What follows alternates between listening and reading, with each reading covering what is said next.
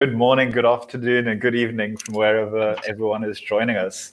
For us, it's late afternoon, and welcome to the roundtable on Youth Voices for the Future of Work, hosted by the YMCA and the Thinking Ahead on Societal Change platform. My name is Alexandre Mazat, and I'll be moderating this session with my colleague Alice Maréchal. We're both students at the Graduate Institute of International and Development Studies in Geneva, and we're also co-founders of the Youth Thinking Ahead as a kind of youth-centric component of the TASK platform, an open forum where policymakers, businesses, researchers, and civil society can come together and tackle some of the biggest universal challenges of the future. Obviously, one really big one on our mind right now is the future of work. And just to kind of set the broad scene of what we'll be discussing today, which was already kind of covered in the early plenary, is, young people today are really experiencing socioeconomic and environmental precarity and uncertainty unlike any generation that precedes them. The youth, young adults in particular, have borne a significant share of the burden imposed by COVID-19 restrictions. Their education, professional development, livelihoods, and holistic well-being have all been put on hold across geographies during the pandemic and remain even more uncertain as the global economy slowly reopens into this new normal. But can there be a new normal for the future of work unless it's shaped by those that it will affect the most in 2021, in 2030, and beyond? So as you can see, we have an excellent panel today to discuss these topics with us over the next hour. And feel free already to engage in the chat as the panelists present themselves and ahead of a discussion that we will have towards the end of this roundtable. So first of all, let me present to you Shane McLachlan. He works on a number of campaigns at the OECD, including Going Digital, which aims to give policymakers the tools they need to help economies and society prosper in an increasingly digitalized world. He also works on the I Am the Future of Work campaign, a people-powered initiative which gathers stories, insights, and experiences from young people about the way the world of work is changing and the risks and opportunities it raises along the way. So thank you for being here today. Next, we'll have Jacqueline Tenser. She is trained as a graphic designer and competed in the graphic design technology at the EuroSkills competition 2014 and the World Skills competition 2015. This marked the start of her active engagement for vocational education training. Currently, she is a representative for Europe on the World Skills Champions Trust, where she works together with a group of 10 other past competitors to expand the world skills movement and promote the importance of skills. She's also an entrepreneur running her own graphic design business. So thank you for being here today with us. Have two other panelists with us. One is here, another we'll be waiting for. So let me introduce Joyce Mayer, who's the Administrative Officer of the YMCA of ALDE, where she's worked on local projects on employment, environment, and health. She's earned a bachelor's degree in business administration, focusing on human resource development from Bickle University. And during her university years, she was a YMCA Youth Club volunteer and has past experience as a professional lecturer on civic welfare training service for the National Service Training Program at Bickle University, and has worked as a community empowerment facilitator at the Department of Social Welfare and Development. Joe Saab, who should be joining us shortly, has over 6 years of experience in customer service and is a volunteer for YMCA Lebanon. He's earned a business administration bachelor degree from the Lebanese University with a marketing specialization and speaks Arabic, English, and French. And so we hope to see Joe pop up at a little bit of a later stage. To kick off this roundtable, Alex and I wanted to start by sharing a bit more about the Youth Thinking Ahead. It is a new youth-led initiative driving critical discussions and fresh perspectives on global challenges and their futures from international Geneva to the world and back. At the beginning of this year, Alex and I had a chat over coffee, and we realized the need to highlight the incredible student community at the Graduate Institute and connect it to the outside world. We wanted to create a new kind of youth summit, a platform built by the youth for our future and welcoming different stakeholders from around international Geneva and across the world for an intergenerational dialogue.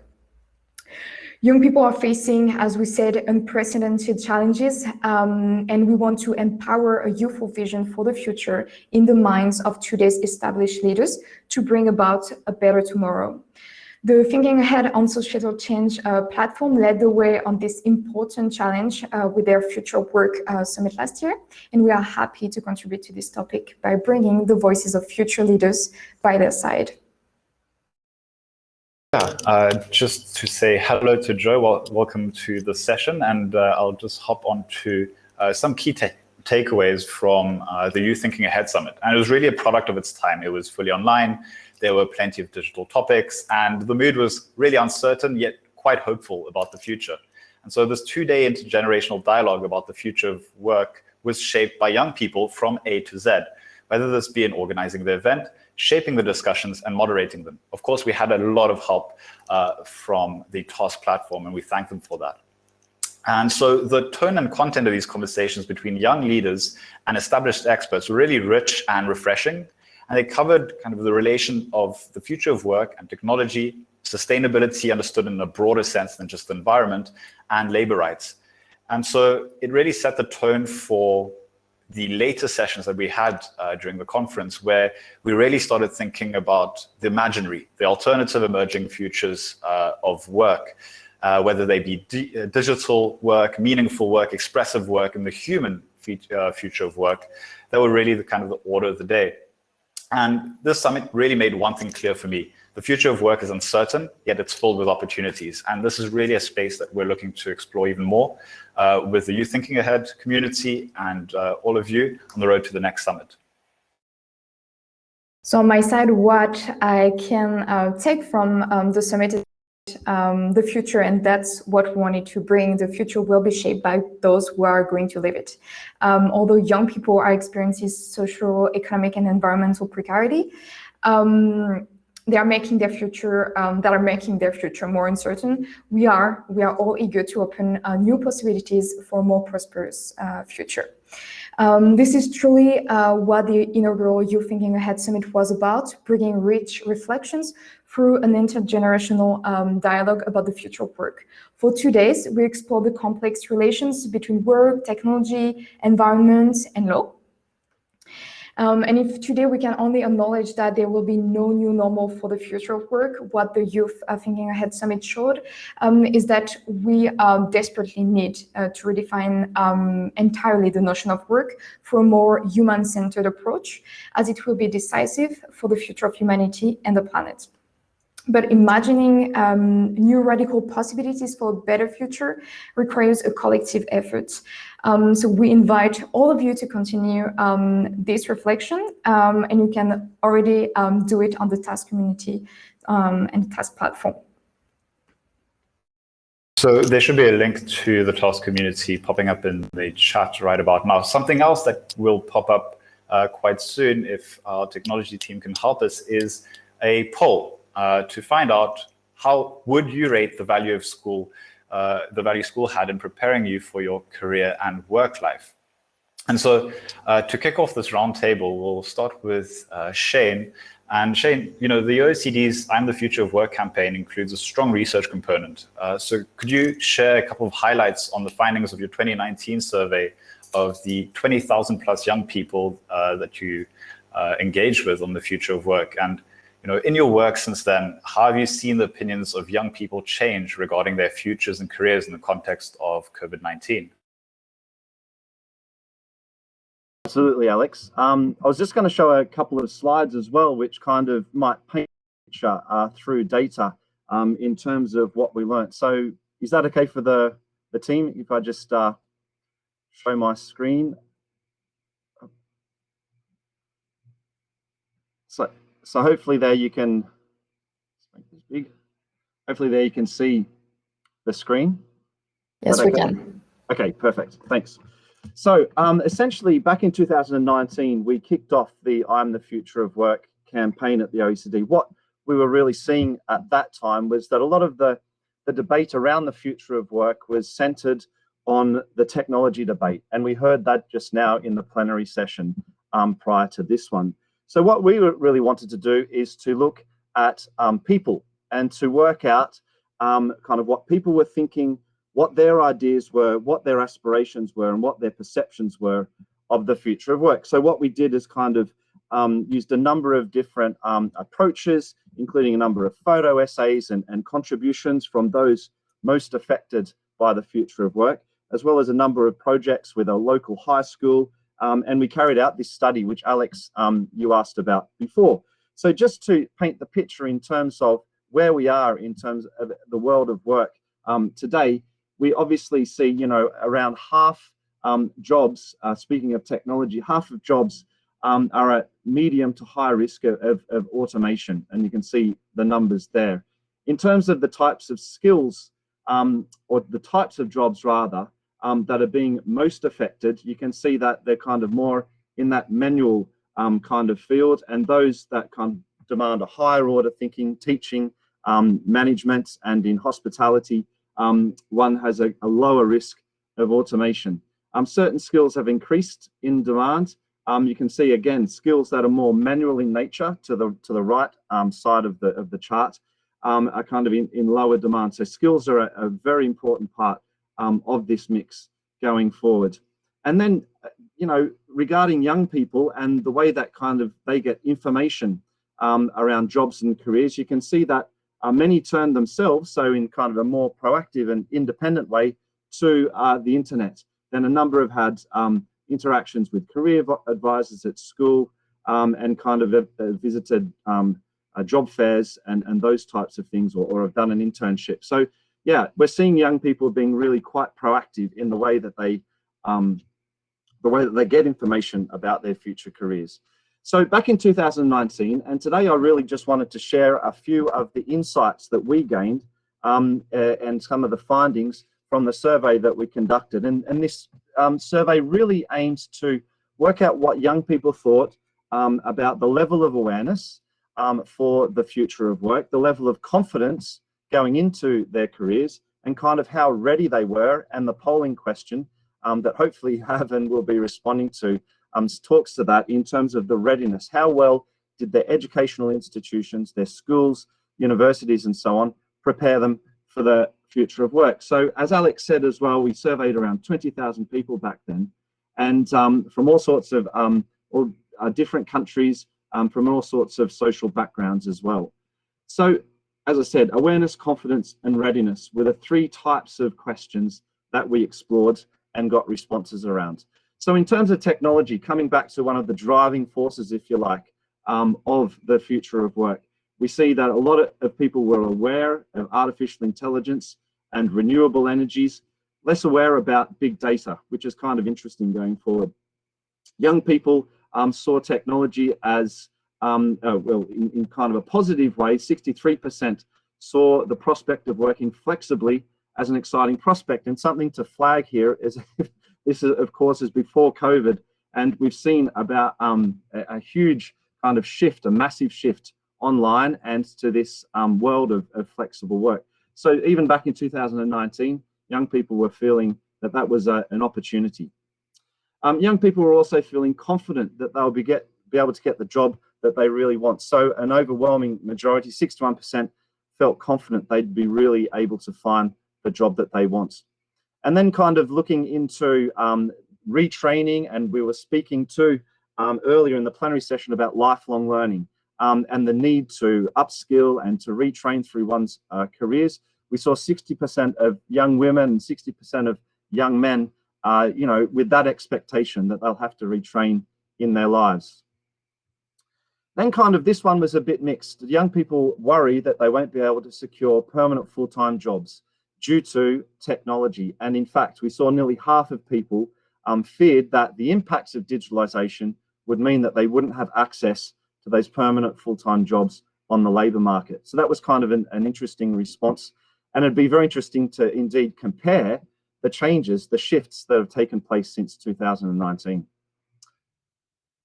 So then, again, this was quite a mixed response. 45% of young people worry that there wouldn't be much demand for their skills and knowledge. So that kind of says something about the state of play in our educational institutions, in our learning systems, and that those skills and knowledge that they have may or may not be in demand going forward. And we're getting close to the end, but just this is kind of the main kind of takeaway in terms of young people knowing what they want to do in 10 years' time. We saw a majority there, but kind of the flip side of that is that 71% of young people would have welcomed more help while at school, and only 8% of the 20,000 young people that we surveyed felt that they got enough help while they were at school. And this is kind of the main takeaway and the main finding of the survey that we did, that a lot of young people would have welcomed help with getting a job, whether it's practical or just even having information and kind of help being more aware about what the future holds. So again, 62% of young people would have welcomed also information about technological change and how that will impact the future of work, which is quite important. So that was in 2019. Last September, we also took to the social media platforms, and through a survey that we did with World Skills and Education Employers in the UK, and we asked young people back in September last year, do you think that COVID will change career aspirations for you? And in fact, a number, only 27%, said yes. But then when we asked the general population of stakeholders and a more general audience, they actually said that they thought young people would have changed their career aspirations. So it's very interesting to see that 27% versus 67% of the general population thought that the crisis was going to change career aspirations. So again, we see this real optimism coming through in the different OECD and World Skills Education Employers surveys that we've been doing. A second question along the line of skills and the skills that one needs in order to contribute to society. Again, we saw a big difference. Has COVID changed the way you think about skills? Again, young people, and only a third of those said yes, that they thought that COVID changed the way they thought about skills. But when we asked the general population again, an overwhelming majority of 63% thought that those skills needed would have changed for young people. And then the last question was around VET systems, TVET systems. And this one, we saw quite a similar response from young people and the general population. Have jobs that require vocational education training become more attractive for young people amidst the COVID-19 crisis. So in fact, that was kind of moving from 2019 to a few questions from last year. But really, we want to find out what governments can do. And at the OECD, obviously, our main stakeholders are governments, and we offer advice and kind of counsel to governments, as well as bringing them together and so on. So these are kind of some of the findings that we offer governments: help companies maintain or expand apprenticeship, internship programs, provide youth guarantees along the lines of learning, training, social protection, and of course, improve vocational training in many countries to help young people in their careers. So that's really a snapshot of the things that we learned in 2019. But of course, so much has changed since then. And so we've set up a new survey. And the new survey, in fact, looks at, again, confidence levels, the people that are the main actors in young people's careers and entering the labour market. Again, the role of schools and colleges and universities in helping young people to prepare. And then other questions as well as how well do young people feel they have a voice in the debate? What's the role of young people in the political discussions around the future of work globally? So I'd encourage you, and you can see the link on the screen, and I'll paste it also into the chat, but just to take that survey and contribute. We've already got around 13,000 responses, even more. We'd really like to get up to 20,000 if we could. We've got 1 week left. So now's your opportunity to contribute to the debate. And what we'd like to do with the survey is then use it as part of our YouthWise board, which is 21 young people coming to the OECD to have regular discussions with policymakers and decision makers. But we really want to have young people kind of contribute to the policy-making process and have an impact on that. Thanks for sharing that with us, Shane. And yes, a call to everybody on this to the survey that you're conducting, which is clearly doing some really important work, particularly about breaking down perceptions about what young people care about, what young people are worried about versus what young people are actually thinking about. I thought that statistic, that complete inverse statistic, was really interesting. And from this we take that awareness, confidence, and readiness are really key factors behind young people in the future of work. And as a young person in the future of work, we'll move on to Jacqueline. And you've been a participant in the launch of this OECD research. And would you be able to share a couple of reflections on these results of the research based on your perspective as a young designer, a advocate for vocational education and training, and as an entrepreneur? Thank you, Alex. And thank you, Shane, for shining some light on that. So I was familiar with the survey, as you said. I've been participating in the launch of it too. And I look back at it now and I remembered very clearly that young people were really positive about the future, and to see that optimism is really great. But there's a chapter in this survey about the value of school, and that really was the one thing that caught my attention, and that's what I want to talk about, because I found the results kind of shocking. So if I just set the scene about that specific chapter a little bit, is that the survey showed that only 26% were more positive than negative about the value of school. And that varied a little bit across the respondents. So those in the top of the age group were more critical. So I think it was between 18 and 24. So more 24 years old would say that they felt school prepared them not so well, while 18-year-olds were more likely to say they felt prepared quite well. So younger participants, probably just out of school, were more positive about the value of it. And this really resonates with my own experience. So I'll tell you a little bit about that. So I went to a vocational school and trained as a graphic designer. And straight away after school, I started the job as a graphic designer. And I actually felt quite well equipped for that. I felt like I could do useful work for that company from day one. They needed to tell me what to do, but then I actually knew how to do it. But then I set up my own business, became self-employed, and I suddenly didn't feel so well equipped anymore. As an entrepreneur, I suddenly required a whole new skill set, which I gradually discovered I didn't just have it. So this was kind of a learning process from day one, and now it's almost 4 years later, and this process still hasn't ended, and there's still so many things I need to learn, and I am pretty sure that this will never end. This is an ongoing process, and the necessity to learn new skills will always be there. And this is what brings me back to the future of work and what we need to do to prepare young people for that, and what we need to change in our education systems to make school 100% valuable. And as young people, what we need to plead to make this change happen.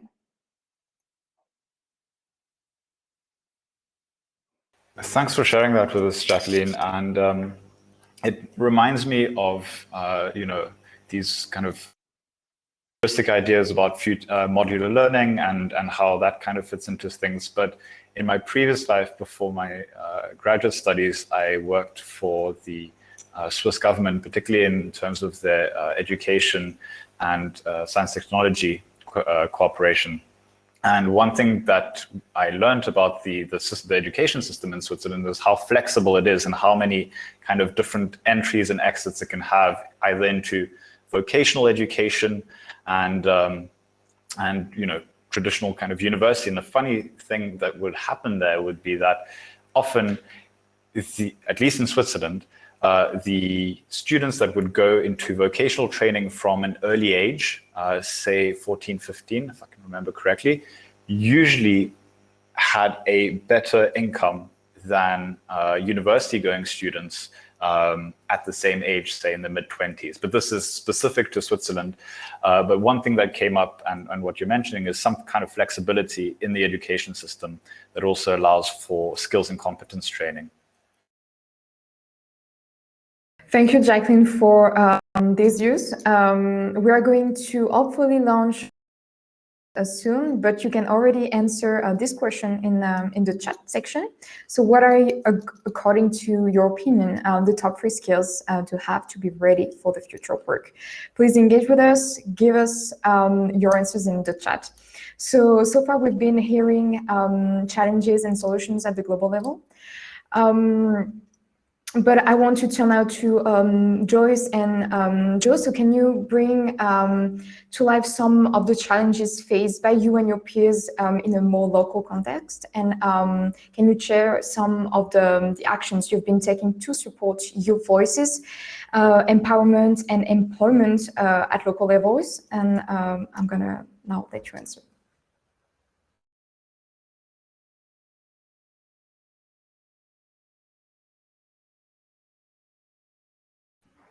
Joyce, you need to unmute yourself first.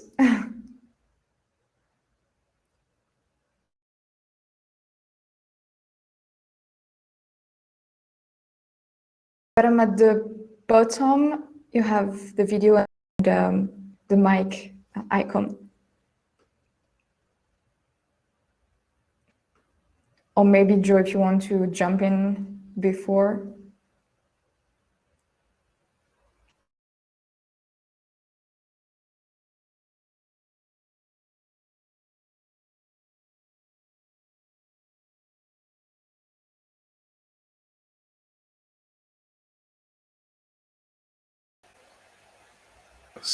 Joyce, Joe, are you able to unmute?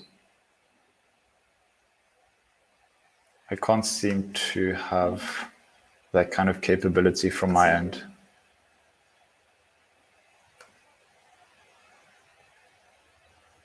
Let me quickly check the chat. Sorry about this, everyone.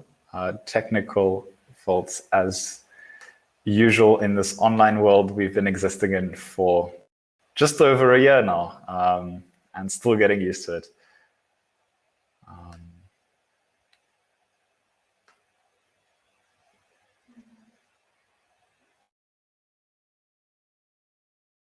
We can ask Mike if you can unmute Joyce directly, because we don't have the hand on our side.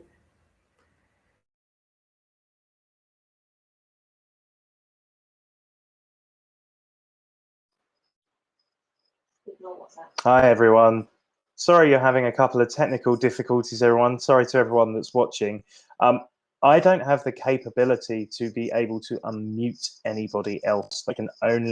I can only mute them to stop them from talking, but I don't have the power to be able to unmute them. To do that, you will have to use, for our panelists along the bottom, the microphone icon and click that. If that's not working, make sure that you have selected the correct audio input. So you will see there is a settings icon. If you click on that settings icon, that will have an option to select what audio input you use. Joe, Joyce, I missed exactly who was having the problem. I do apologize if that doesn't work. All I can suggest, Joe, Joyce, is to refresh your screen. Just double check that you're on Google Chrome or Firefox. And if that still doesn't work, what I would ask is maybe if you use the chat to comment. We've had this problem emerge for one other person across the 30 facilitators we have live right now. So Joyce may have to use the chat to share her comments. That is happening in one other session. So I do apologize about that. And I hope that helps. Alexandra, does that help? Yes, thank you so much, Mike. Thanks. I'll let you return to your panel and the about 30 minutes that you have remaining. Thanks. Fantastic, thank you. Joe, could you try and mute again?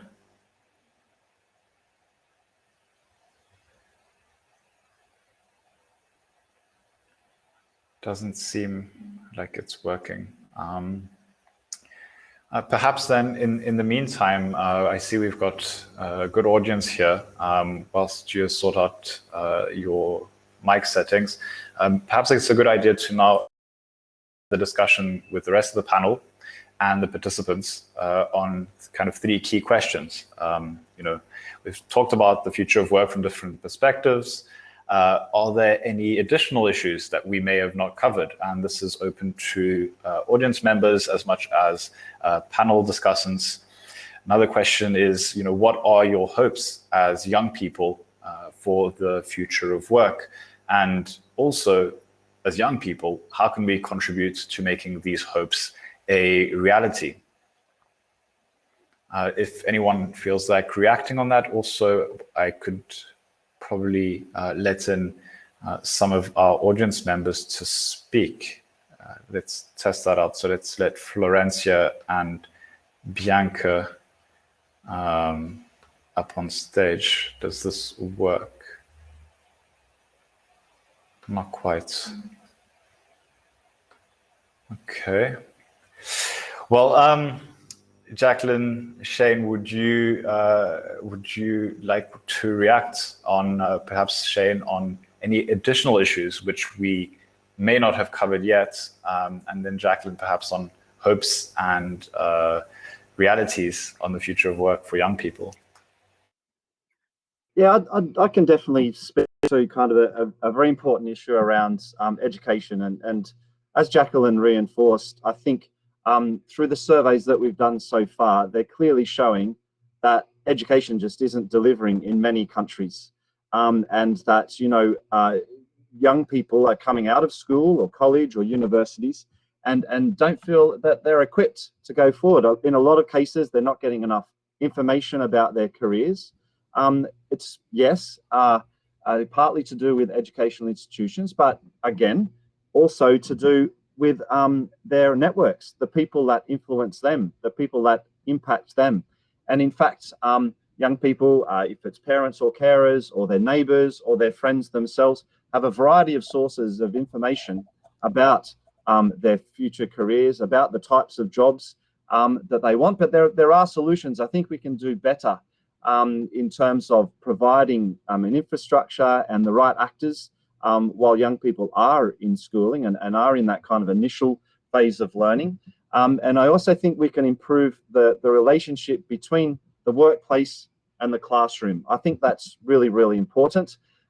We know that there are a number of organizations around the world that do that on the grounds, that have kind of business people and workers coming into schools to speak to young people about their careers, in some cases to actually dispel some of the myths and some of the perceptions about their career.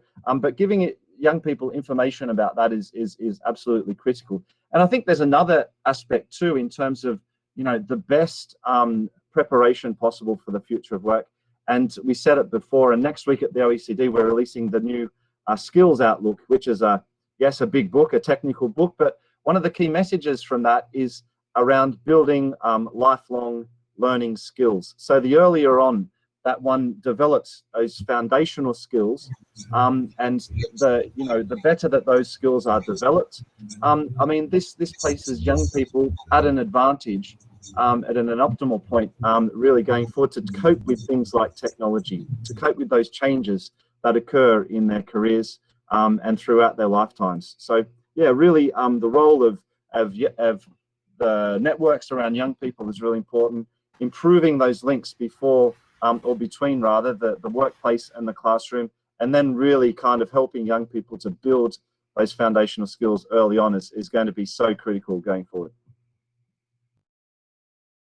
Thanks, Shane, for sharing this with us. And I see that Joyce is back, and we have 2 audience members that are rearing to comment or have other questions. So Joyce, let's get back to you, and we'd like to hear about some of the challenges that you faced or your peers in a local context with regards to the future of work, and what kind of actions you've taken to support youth voice empowerment and employment at local levels. I would love to first apologize for, so with regards to the challenges here in the Philippines, we are facing two right now. First is unemployment. We have 4.2 million unemployed. And second, we have 7.9 million that were underemployed and took pay cuts from shorter work as a result of the pandemic. Also, just regards to the topic of education, education is still far-fetched as the ability to enroll in college myself as a of just a scholarship. Uh, really, sure work here. Really important that you to overcome this pandemic and another side hustle. So the things that we do to fill the gaps in employment, it's not just me, but the YMCA with regards to employment and entrepreneurship, we help marginalized sectors. First, at the onset of the pandemic last May to April 2020, while many are retrenching their employees and businesses, we created instead additional opportunities for artisans. We used to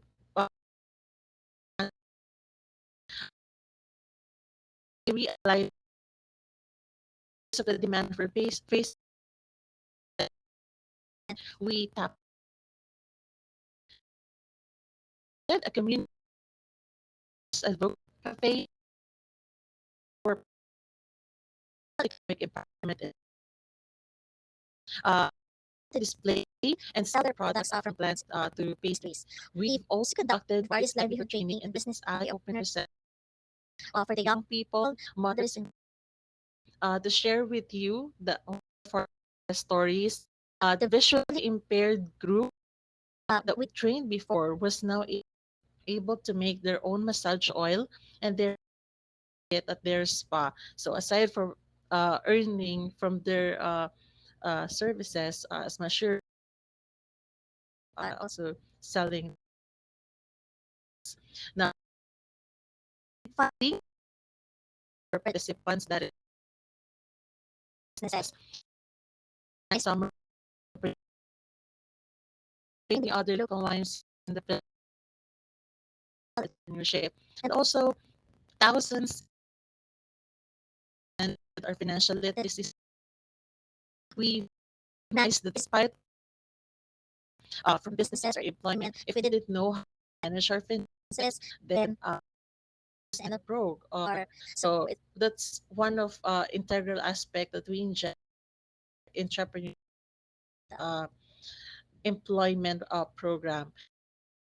I serve as facilitator and sometimes speaker with my other colleagues and volunteers at the YMCA on the first at my peers and friends and then guide them some because I myself is also an side whenever I see all the jobs in the additional I share it to them for business and jobs.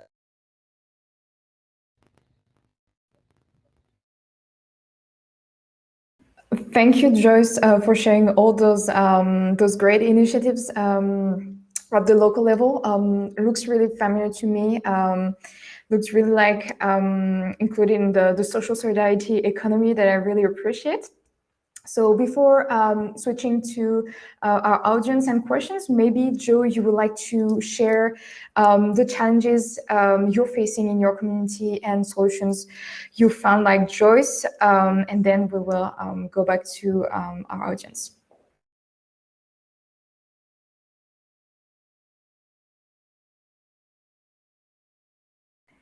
We cannot hear you, Joe, you're still muted. Okay, one second. We're gonna wait. So as Mike said, you may want to check your settings. It's the last icon at the bottom of your page.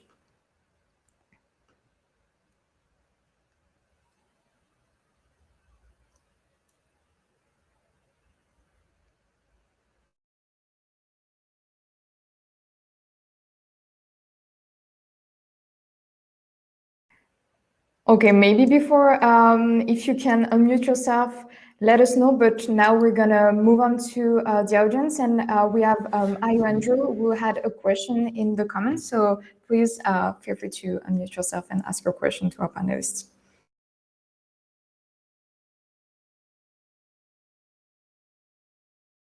Ayo Andrew, do you want to ask your question? Hello. Hi. Yes, good evening. Yes, my questions was answered by the runner. Yeah, I'm into the driving skill training in my community. I prepared the expert drivers professionals in my community. So, and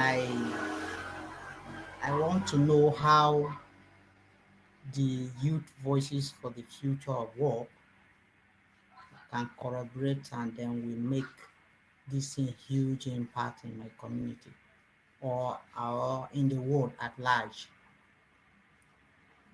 Hello? Hello? Yes, we can hear you. So maybe one of our panelists wants to jump in and answer that question. Yeah, I can definitely talk to the survey, which of course was called Youth Voices for the Future of Work.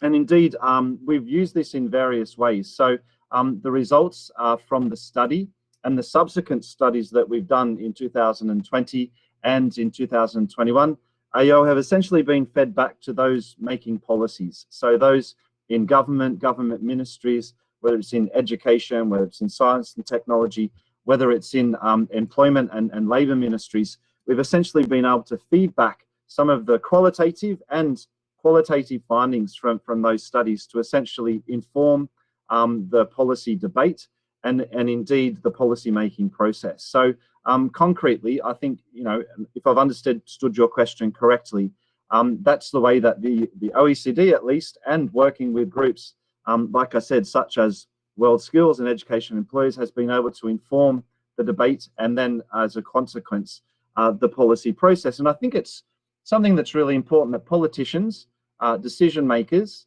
whether in the private sector or public sector, really have all of the information. And that was the impetus and rationale behind doing such a survey, gathering youth voices on some of these key issues, was to really make sure that we filled that gap, because out there in the marketplace back in 2019, we really felt that there was a lack of kind of youth influence in the debate, and kind of that capacity to be able to influence policy. So that was one of the reasons, and we feel confident that we've been able to do that in the last couple of years.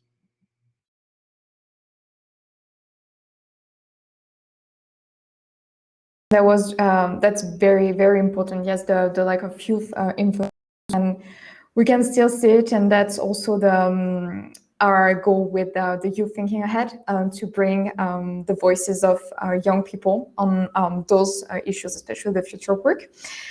We had another comment in the chat from Nicole. She said, "I think it's important to highlight that education and lifelong learning is a privilege, and many young people do not have the means to obtain funding or even a loan." Do you have any comment on that? Maybe Shane, your campaign showed something on this issue, or Jacqueline, or even Joyce. Feel free to jump in and react.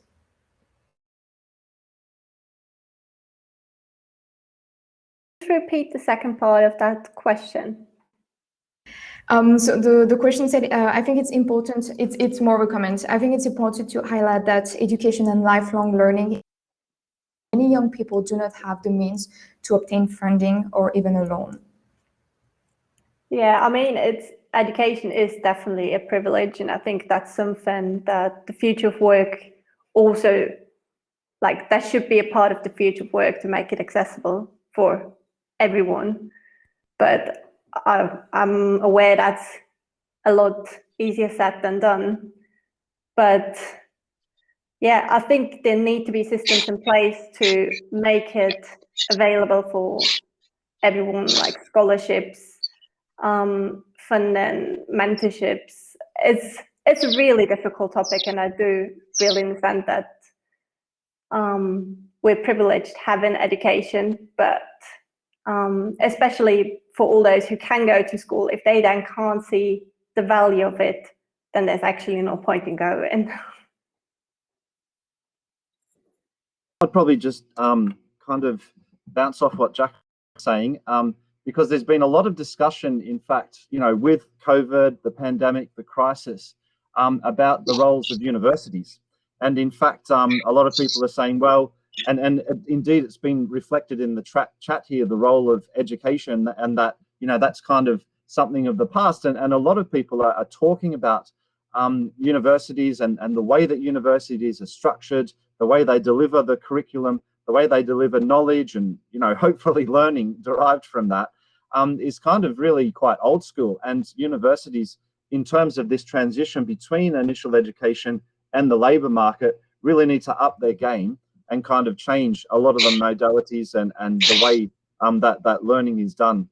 And that's quite an interesting debate. And indeed, I mean, in many countries, university education costs a lot of money. The finances involved are huge. One could argue that equity and access to education in most countries, at least up till the age of 15, should be a public good, something that's available to young people, to children. However, obviously, as you get older, the demand for financing and those kind of resources increases. And yes, universities have often been criticised as well for not being essentially, public and free and accessible, creating kind of equity in education during that transition from school to work. Thank you so much for this comment, and that made me think about actually a discussion that I had a few days ago with a friend from Denmark, and there are actually students are paid to go to school, so they don't have to feel the burden of their academic background. They can freely access knowledge university. And that's something maybe to look closely to. Maybe Blanca, you want to ask a question to our panelists now? If you have any, you can unmute yourself, jump in. Claro, ¿qué tal? Buenos días acá en Perú. Bueno, soy de Perú. Tanto de pregunta no, sino, por ejemplo, acá en la realidad del Perú es muy diferente quizás a otros lugares, porque acá sí la educación es muy costosa. No hay muchas universidades públicas, sino son más privadas. Y bueno, entonces al existir más universidades privadas, muchos estudiantes que tienen la posibilidad de estudiar no lo hacen y se dedican más al trabajo. Y por ejemplo, en el tiempo de COVID muchas personas se han quedado sin trabajo y la mayoría está buscando la manera de cómo llevar el pan al hogar, ¿no? Porque muchos no están trabajando, no están estudiando. Entonces, e incluso hasta la delincuencia un poco también ha aumentado acá en nuestro país por todo lo que se está llevando. Ese sería mi aporte. So I must admit that my Spanish is incredibly rusty, but I caught a couple of bits here and there, Blanca. And just to comment maybe on the first part of your comment about the commodification of education, public universities versus private universities.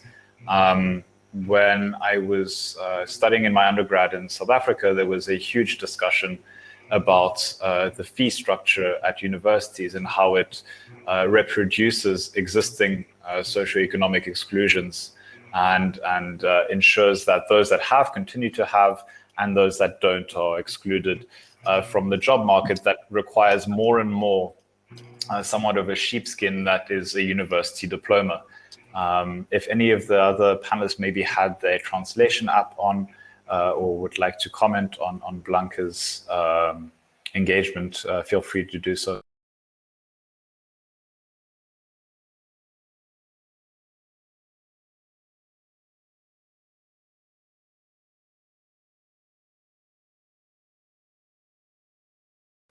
Okay, so then perhaps we could, apologies Blanca for not having our translation app on, but please do write it in the chat so that we can have it for reference later on. Again, looking for questions and comments from the audience as engagement. We have Maria, who says that I believe that the example in education at this time in the pandemic is Uruguay, since they have a platform where it is possible to work, it is free, and the same time for at the same time a computer or tablet is given to each child, adolescent, young person, so that they continue their studies virtually. This is quite an interesting, probably expensive exercise for many countries to digitalize to that extent, and of course, bridge the digital divide, where it's not only about accessing internet through different devices, but also the quality and the speed of internet. The speed of, for example, the speed of the internet that's considered slow in Switzerland is considered premium speed in South Africa, for example. If we look at other comments here from Wishmore, in Zimbabwe, most youth are finding it difficult to get a job through their CVs because companies ask for 5 years to similar work through our industries, but that are closed 2.5 decades ago. So here we have a labor absorption, or at least some kind of issue where the skills mismatch exists because industries have ceased to exist and are now re-existing. But perhaps that brings the question about what is the value of CVs and how relevant are CVs actually. Speaking to some people that are involved in HR, they often comment how difficult it is to hire candidates who look excellent on CVs and their motivation letters, even excel at the interviews, yet when it comes to the job itself, often struggle to deliver. And more often than not, networking and recommendations from other people with whom they've worked is much more valuable than a CV. But yet you need a way to prove what you've done and what you can do. So this is an interesting question. Maybe Jacqueline, Shane, Joyce, what are your thoughts about CVs in general? Yeah, if I can just jump in there about what you said, that it looks good on paper and then they're actually not really capable of doing the job. That's something that also brings me back to something that Alice asked earlier, which is what I wish for a future of work. Which is kind of about that same topic, because I just hope that in the future, skills will be as valuable as a degree. Because, for example, I don't have a degree. I've done vocational education and then I've been working all the time. But that doesn't mean I'm not as qualified as someone who has a degree. And still, I know loads of cases where people needed a certain degree to get a job, and then they actually never need what they learned in the degree to do the job.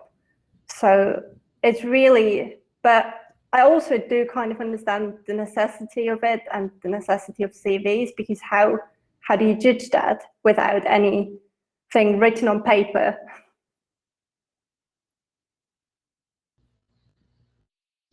Probably bounce off the other point. Oh, sorry, go on. I agree with Jacqueline and Alexandre that sometimes curriculum vitaes are like are too flashy, but when it comes to actual work, it is not. That's why for us HR professionals, we have other aspects. For example, the skill experience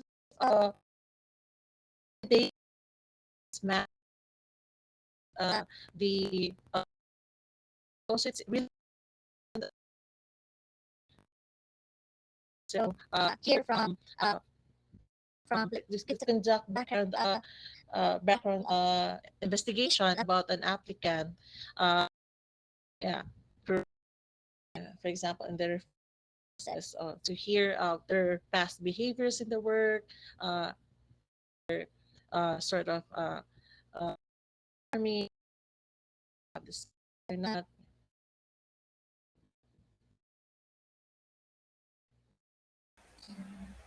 Thanks, Joyce. And I see we have Joe in the room. Just that we're cognizant of time and we have 3 minutes left. But Joe, could you? I don't know if you've been listening to. Yes, we can. So I don't know if you've been able to to listen into the entire session. But since we're coming to the end, could you kind of give us, kind of we go away from the earlier questions that we asked you, and maybe can you give us a general impression about the conversations that's been going on throughout this breakaway room, and also maybe how this relates perhaps to the realities in your local area? Yes, actually, due to the pandemic and some other countries having that troubles in the country, yes, we do have troubles in our country, and all what you all said, I agree with them. I agree because we are having the same thing in our country. I'm going to say that we have political crisis, we have economical crisis, and we have the coronavirus. Lots of young people in Lebanon, young youth in Lebanon, they lost their jobs. But now I'm going to be briefly, I'm going to be so fast. But now we are all going into something that is digital marketing, that is, or freelancing. We are all working as individual or group of individuals. So yes, and yes. Something else to say before? No, I don't think I have much time, so this slide. So. We have just 1 minute left, so maybe I'm going to wrap up the entire conversation. So thank you for joining us today. So from this very thoughtful conversations, we can say that young people are very hopeful for the future of work, but the future of work will go hand in hand with the future of education and working on the skills that are required for future generations. Building lifelong learning skills will be a top priority for the future of work. But what we can also say, and that was not highlighted during this conversation, is adopting a very, very human-centered approach. And maybe the future of work will be at some point working less, but engaging in more meaningful activities. Why not? Thank you for joining this conversation. We hope you enjoyed it, and feel free to continue the discussion. Comment section in Hopin, so maybe you can still find the people and continue this conversation. Thank you so much. Thank you very much, Alexander. Thank you very much, Alice, and all the facilitators. It has been wonderful, and we've learned a lot, and I'm sure the delegates too have done the same. Congratulations. It was straight on to the point, and unfortunately, Joe had mic issues, but sometimes there's technical issues when such things, you got a lot of people online. So thank you once again, Alexandra. Right now, I would want to invite everyone else to click on the plenary stage. We're going back live to the plenary session. We're a minute over the time, so if all the delegates can please and kindly go back to the live session, and we'll continue from there. Thank you very much, and have a wonderful day.